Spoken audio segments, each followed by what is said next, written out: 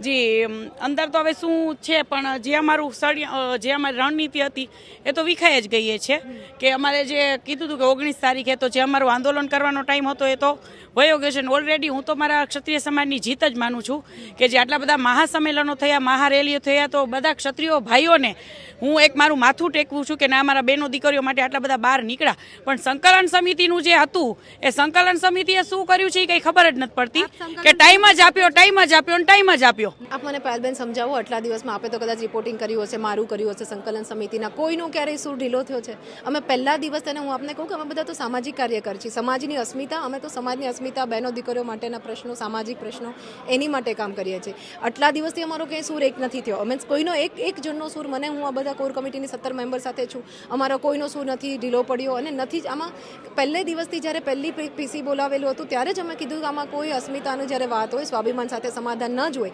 પણ કોઈ વ્યક્તિગત આજે કોઈ માણસ ટીપા ટિપ્પણી કરે છે. તો આપણે અહીંયા જોયું હોય કે 90 સંસ્થા અત્યાર સુધી અમારી સાથે એક સામાજિક કાર્યકર તરીકે જોડાયેલી હતી. અહીંયા આજે 500ની સંખ્યા હતી. તો દરેક તાલુકા લેવલ જિલ્લાના વ્યક્તિ જોડેલા છે અને સંકલન સમિતિ છે એ 90 વર્ષથી 70 વર્ષના અમારા વડીલો છે જે 60 વર્ષથી સમાજમાં કામ કરે છે, એ બધા છે. એટલે આજે તૃપ્તિબા સંકલન સમિતિ નથી ચલાવતા કે બે કોઈ 5-7 વ્યક્તિ નથી ચલાવતા. આ એક સામાજિક સંસ્થા છે. રામનવમીના દિવસે એક સભામાં ભાગ લેવા તૃપ્તિબા રાવલ પહોંચ્યા હતા અને તેમણે ક્ષત્રિય સમાજની સંકલન સમિતિ પર ઊભા થયેલા તમામ સવાલોના જવાબ આપ્યા હતા. કીધું હતું કે બહાર બોલવું ખૂબ સહેલું છે, પણ અત્યારે અમે કઈ પરિસ્થિતિમાંથી પસાર થઈ રહ્યા છે તે તો અમારું મન જ જાણે છે. વધુમાં તૃપ્તિબાએ કીધું કે હા, હું એજન્ટ છું, પણ ક્ષત્રિય સમાજની એજન્ટ છું. આ સાંભળો તૃપ્તિબા રાવલે શું કીધું છે. મારે 2-5 શબ્દો એવા કહેવા જે આઉટ ઓફ ટ્રેક, એટલે હું કહું છું, મેં 2 દિવસથી મીડિયા ટાળી છે, પણ હું અહીંયાથી કહેવા માંગુ છું કે અમને એવું બધું કહેવામાં આવ્યું છે કે સંકલન સમિતિ છે એ ફલાણી બી ટીમ છે, આ છે, તે છે. ક્યાંક ને ક્યાંક અમારું મનોબળ તોડવામાં આવી રહ્યું છે. ઘણી બધી લડાઈ જે મેદાને લડાતી હોય ને એનાથી લડાઈ અંદર રમાતી હોય છે, અને આ લડાઈ એવી છે કે મેદાને નહીં, જે બંધ બાણે લડાતી હોય, જે રણનીતિ ઘડાતી હોય, એની પર આપ સૌએ વિશ્વાસ પણ રાખવો પડશે. સંકલન સમિતિ જે આપણી 90 સંસ્થાની તાલુકા જિલ્લાની સ્થાનિક સંકલન સમિતિ છે, એક જેનું સેન્ટ્રલ બોડી, એ આજના સમયને, સાંપ્રત સમયની જે અત્યારે જે પ્રશ્નો છે એને બહુ સારી રીતે સમજે છે.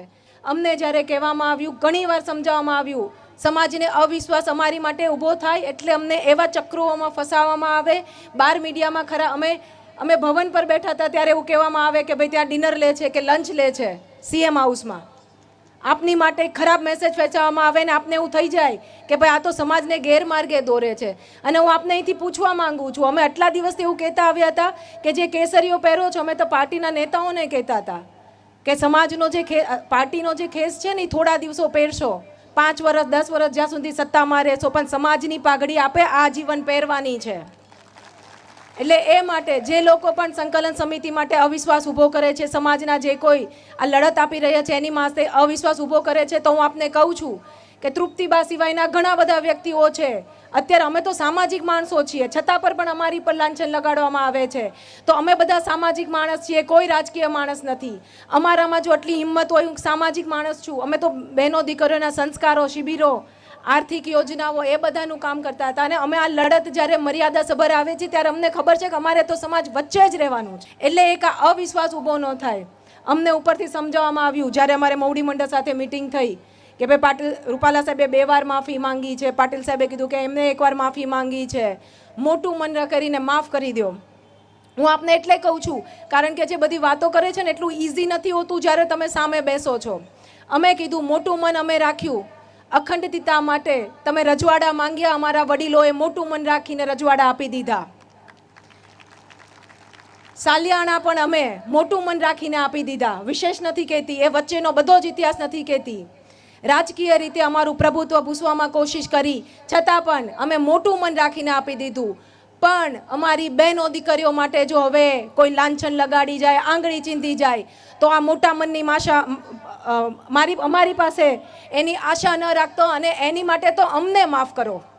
આ કડક શબ્દ બોલીને અમે ત્યાંથી નીકળ્યા છીએ.